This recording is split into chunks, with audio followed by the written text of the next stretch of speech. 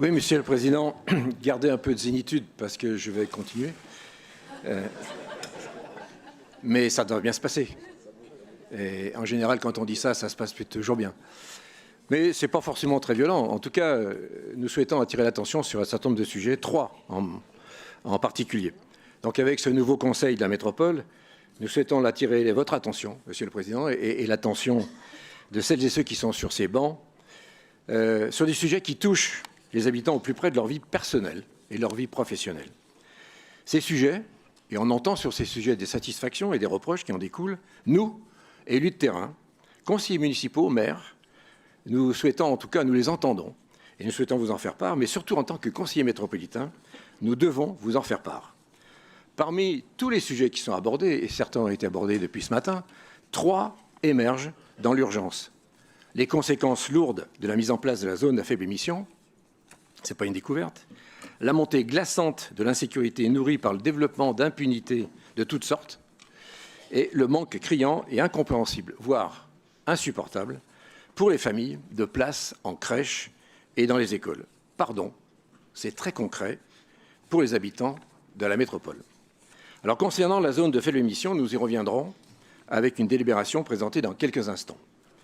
Nous attirerons l'attention, votre attention, pour qu'elle ne soit pas et ne reste pas socialement et humainement injuste.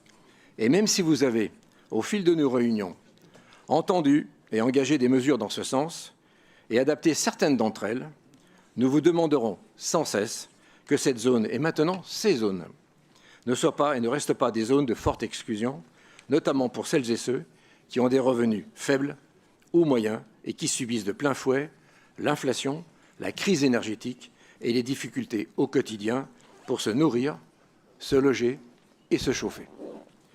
Concernant la sécurité, elle peine trop souvent à être traitée avec le recul nécessaire.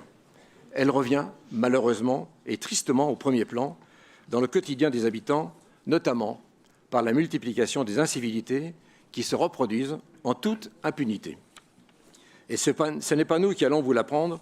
L'urgence est manifestée par des visites de Monsieur le ministre de l'Intérieur et des Outre-mer, Gérald Darmanin, à Lyon pour engager plus de mesures dans le quartier de la Guillotière, surtout très préoccupant pour la ville et aussi pour notre métropole.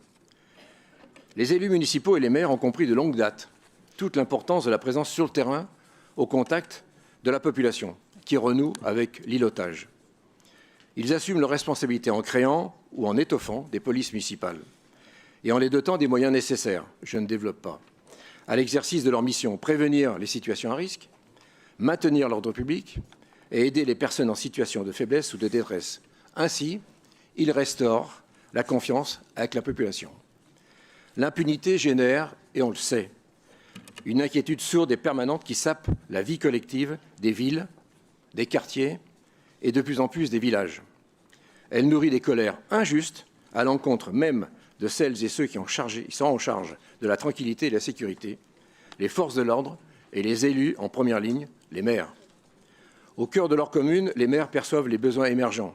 Ils avaient envisagé, favorablement dans le mandat précédent, la mise en place d'une police, pas métropolitaine, mais dédiée au transport en commun pour assurer la sécurité des usagers. Et le besoin est criant avec la publication récente d'un classement des villes où l'insécurité augmente le plus dans les transports, qui met tristement en tête les villes de Lyon et Villeurbanne. Concernant l'accueil des enfants dans les crèches et les écoles, sur fond d'incohérence des politiques publiques, il est désespérément insuffisant. Ou bien, quand le logement va, tout ne va pas. Contrairement au dicton légèrement adapté, il est vrai. Les maires placés au centre des tensions et difficultés multiples liées à l'arrivée de nouveaux habitants le savent mieux que quiconque. Parce que plus de logements implique plus de création d'équipements publics pour la petite enfance, l'enfance, le sport et la culture. Les équipements concernant les crèches et les écoles l'emportent en priorité sur les autres. C'est une hiérarchie des priorités dans les communes, malheureusement mal soutenues et mal accompagnées financièrement. Les maires voient arriver la population, les familles et leurs enfants. Connaissant les projets de construction de logements privés et sociaux sur leur commune, ils savent en amont plus de 2 ans à l'avance quand et comment les tensions s'exerceront sur le nombre de berceaux en crèche et le nombre de classes dans les écoles et collèges.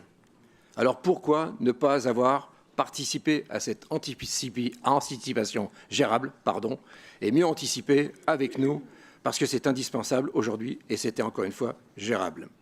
Monsieur le Président, il faut construire et pousser les murs. Alors faites plus, faisons plus tous ensemble et nous verrons au cours de ce Conseil votre volonté de résoudre ces difficultés en équipement public dans les communes. Et ces difficultés font mal à la démocratie. Et nous verrons quel vote vous réservez à l'amendement que nous avons présenté sur ces sujets de crèches et d'écoles et d'investissement dans les communes. Monsieur le Président, j'aurais voulu terminer mon propos sur cette dernière phrase. Mais l'actualité remet un problème récurrent, plus interne, sur le devant de la scène. Les conseillers métropolitains, étant élus par circonscription électorale, devraient être les premiers interlocuteurs lorsque des projets sont mis en place ou que des événements ont lieu. Et pourtant, nous déplorons tous de n'être que rarement invités ou informés d'actes métropolitains se déroulant dans nos circonscriptions. Cette situation, au-delà d'être totalement désagréable, remet complètement en cause notre rôle effectif en tant qu'élus métropolitains. Un exemple, c'est le cas de l'inauguration que vous avez fait dernièrement des travaux sur la maison de la métropole d'Écully. Mais aussi, cela participe aussi à la montée de la colère due à l'incompréhension et l'absence d'information. Nous avons aussi un deuxième exemple que nous aurions pu accompagner, un exemple récent qui est criant avec les embouteillages de Roche-Cardon dans le 2e arrondissement. Quel habitant comprendrait que l'élu métropolitain pour lequel il a voté ne soit pas ou peu informé d'un projet de son territoire? Monsieur le Président, vous êtes le garant du bon fonctionnement de nos instances métropolitaines pour les conseillers métropolitains que nous sommes et qui ne veulent pas être inutiles. Ce n'est pas le cas. Je vous remercie de votre attention.